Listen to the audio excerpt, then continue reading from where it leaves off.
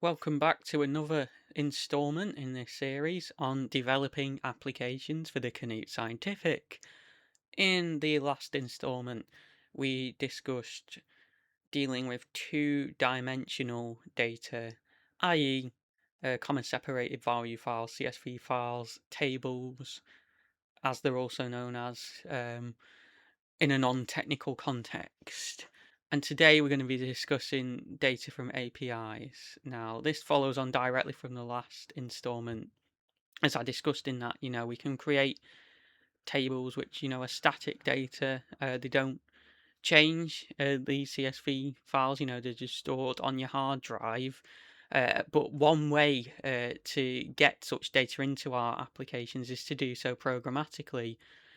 Now, in a broad range of contexts, the ways you're going to be doing this programmatically is you may be fetching some data dynamically from a third party and caching it so that you can create something such as a chart. And a predominant example use case in which I have implemented this in recent months is creating a weather app for the Canute Scientific. If you go on your Canute Scientific in the applications menu from the launcher and you go down to the demo section, you'll see the weather app. Not celestial weather, it's just called weather. That app was solely developed by me, and yeah, hopefully you enjoy it because it took me a very long time to develop. But what that application essentially does is it periodically fetches weather data that changes regularly, as weather data does. We know how unpredictable the weather can be with all the heat waves we've had recently and whatnot. You can fetch that weather data from a third-party API. That data gets cached, and if you go into the forecast menu and you can generate a graph that shows the temperature predictions for the coming 48 hours or so, as that's what uh, some of the data the API retrieves surrounds that of temperature predictions for the current day and the next day. We're able to do that for. But the important question is, how do we do that? How do we fetch data from an API and use it for such purposes? Now, I could speak for hours about working with APIs. Obviously, it goes way beyond the scope of this little tutorial. This tutorial is just intended to give you a taste of what to expect. And I should also caveat that every API is unique, hence, they tend to have comprehensive documentation that you should always consult before developing any application. So I'm just intending to give you a bit of an outline here of what to expect, along with the benefits and drawbacks and challenges of using APIs within your applications on the Canute Scientific that you should take into account when deciding, do I really need to use an API or not? So it's important for me to caveat when we're talking about APIs, we're specifically talking about GET methods. Now, if you consult any API documentation, you'll see what I mean here. A GET method is a method used to retrieve data from an API. There's also methods such as POST, which are intended to send data to an API. That's not what we're on about here. As I said, I could talk for hours about APIs, but APIs in essence, I should clarify, are application programming interfaces. That's what API stands for, Application Programming Interface. And it's essentially a means by which your local application, for example, a Python script, can communicate with external services via the internet, via protocols or network protocols, most notably and usually HTTP, Hypertext Transfer Protocol. If you've ever used a web browser such as Firefox, which is available on the Canute console, then you'll be familiar with HTTP. It's a common protocol used for accessing websites and downloading files. and such like. If you've ever used the git clone command to clone anything rather from a GitLab or GitHub repository in the command line of your Canute console, then you probably used HTTP or HTTPS, which is just HTTP but encrypted basically. Otherwise, you may have used SSH, but that is completely irrelevant to this installment of the series. So, how do we utilize APIs within Python? Well, it really just comes down to using HTTP within Python. It's basically the same question, as most APIs, as I said, operate over HTTP or HTTPS. The easiest way to do this is using Python packages. There's multiple Python packages that can be used to do this sort of thing. The easiest one to use, in my experience, would be the requests package, which I'm pretty sure is pre-installed with the Canute Scientific. If it isn't, or if you wish to use a different Python package, then you can install external Python packages on your machine. You don't need to contact us to do that. You can install anything you want on your own machine, which I'll get into how to do in a minute, because it likely may be applicable depending on what individual API you're using. But the general idea is that you want to be using these Python packages to call essentially a web URL, how you would do on, as if you were on a website. And what that will do is, if it's correct, return some data to you with a response code as well, a numerical response code. Now, if everything works okay, this code will be 200, in which case you're good to go. However, do be aware you may get some other codes such as 400, 404. You can go and research them, but they are basically error codes that you'll need to handle using try and except blocks within Python. You may also need to handle, for example, if the user's internet goes down. And I definitely recommend when using APIs, because they can be unpredictable and change. Obviously, they're not managed internally within Bristol Braille or by yourself. You want to catch all. So you want an exception block, a generic exception block, and to handle that within your user interface. So you want to be displaying screens if you get an error that just display an error message corresponding to that error. In the case of the general one, you just want something like a screen with a button on it. Obviously, we talked all about that in the first installment, how to create screens with buttons and menu options. A button or a menu option with a description that basically just reads, an unknown error occurred, contact such a body for more information. Whoever will be responsible for handling any customer feedback if that application was to go live, and if it was an official Bristol Braille application, it'd be us that someone would want to contact to report a bug that we could go and fix. But obviously that might be different to you depending, if you're operating individually or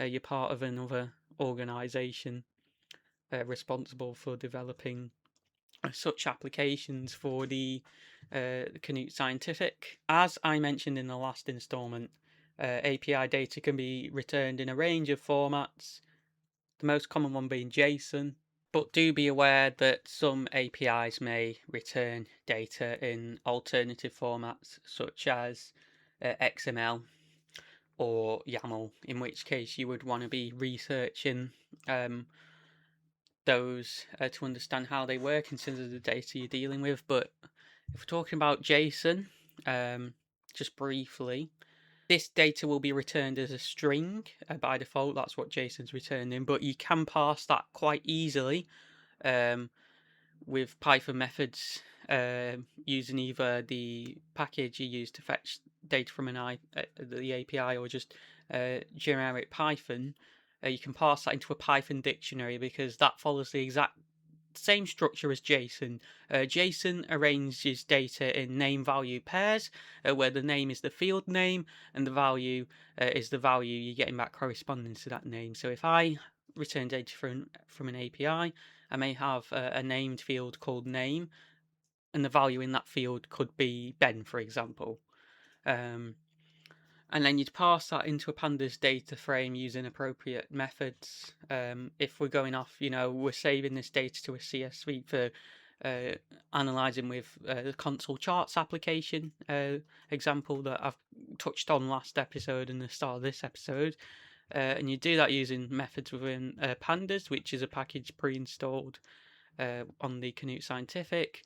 You then save that data with pandas to a CSV, and then use console charts to analyze that data, which we'll cover in the next installment of this series. So yeah, it's a difficult topic to cover this in detail because it's quite open-ended, and to cover every nook and cranny of it, it'd take me hours. But you want to obviously be using best practices, researching the different documentation for the packages you're using and the data style returned by the API, and just the API documentation in general. Some APIs actually had dedicated Python packages that are designed to help you simplify your workflow in terms of the language you're utilizing. In this case, we're talking about Python. The weather API I used for the weather app actually has a Python package that you can use, and it just simplifies some of the code for working with different APIs, endpoints and such. Like when I say endpoints, I mean like you might have http://weatherapi.com, and then depending on what you're looking for, whether that's the current forecast or historical forecast, you might have /forecast or /historical, and then you might have like parameters within that. So you might have /forecast and then a parameter, which, if we're talking about England, you might have that parameter set to England. So it can get quite fiddly working with APIs because there's a lot of different, quite intricate and long strings like URLs going on that you have to deal with. But these specific API packages help simplify that by constructing the URLs sort of for you. They'll give you methods for certain endpoints. So you might have a forecast method for the example I gave there, and then you just have to pass, a parameter to that, the parameter you'd use within the URL. So you might have a forecast method, and you can pass England's to that, and it'd give you the associated response without you having to mess around with intricate URL strings. But finally, before we end off, I want to talk quickly about the advantages and disadvantages of using APIs. The advantages: you can create applications that utilize data in real time. So, for example, obviously weather applications, which can often be more useful, having that dynamic data available than using sort of static data.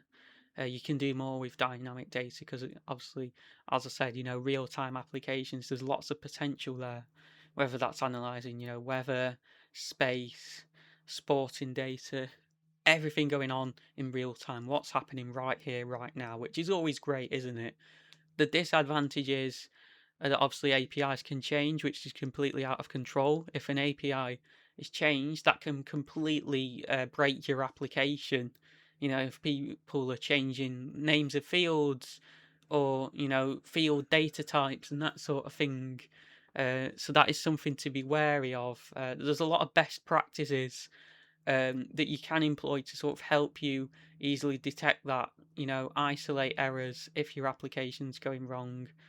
There's a lot you can do, but again, it is beyond the scope of this video. But I certainly, what I will say, advise looking at a Python package called Pedantic and the documentation for that and the use cases for that in terms of how it can improve sort of your coding practices when working with APIs. And that's pre-installed on the Canute Scientific because I use it within my weather app.